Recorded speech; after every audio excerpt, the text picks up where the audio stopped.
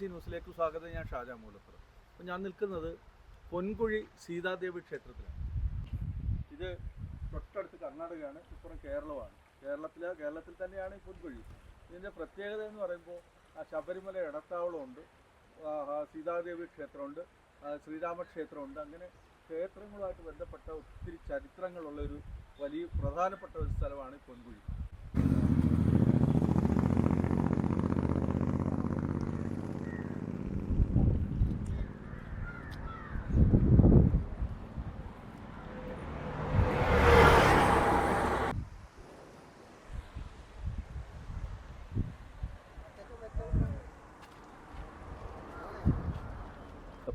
ഞങ്ങൾ ഈ ക്ഷേത്രം ഒന്ന് കാണാൻ വേണ്ടിയിട്ട് ഞങ്ങളുടെ ശബരിമല നമ്മുടെ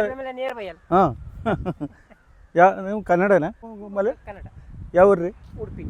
ಉಡುಪಿನ ಉಡುಪಿ ಉಡುಪಿ ನನಗೆ ಕನ್ನಡ ಬರ್ತದೆ, ಕನ್ನಡ ಮಾತಾಡ್ತಾರೆ ರೀ. ಉಡುಪಿ, ಕುಂದಾಪುರ, ಭಟ್ಕಳ, ಹೊನ್ನಾವರ, ಸಿರ್ಸಿ, ಕುಮಟಾ. ಮುರುಡೇಶ್ವರ. ನಿಮ್ಮ ಹೆಸರೇನು ರೀ?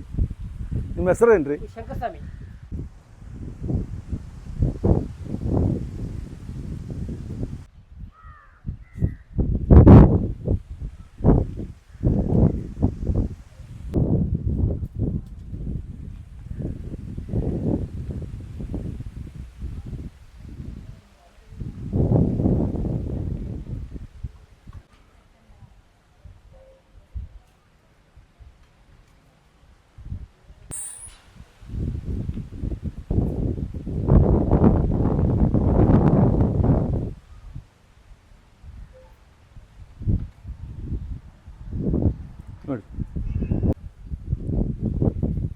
ല്ലേ പൊൻകുഴി സീതാദേവി ക്ഷേത്രത്തിലാണ് ഇപ്പോൾ നിൽക്കുന്നത്.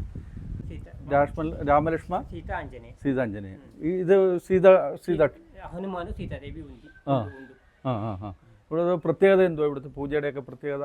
ಸೀತಾದೇವಿಗೆ ನೈವೇಳಕು ಕುಂಕುಮಾರ್ಚನೆ, ಹನುಮಾನಿ ವೆತ್ತಲಮಲೆ, ಉಳುಂದು പൊപ്പള അതെല്ലാമാണ്.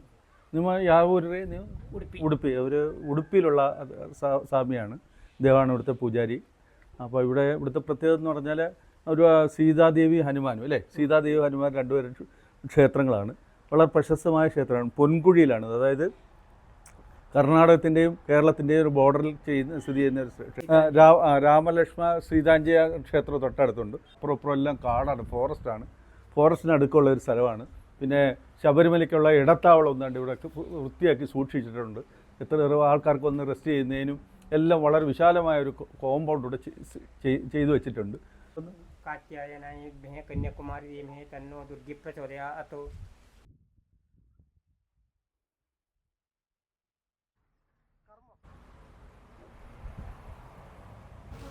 കാണുന്നതാണ് ശ്രീരാമക്ഷേത്രം. തൊട്ടടുത്ത് സീതാദേവി ക്ഷേത്രവും ഇത് ശ്രീരാമക്ഷേത്രവുമാണ്.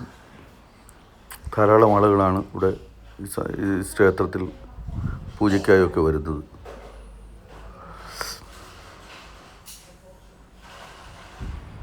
ഇത്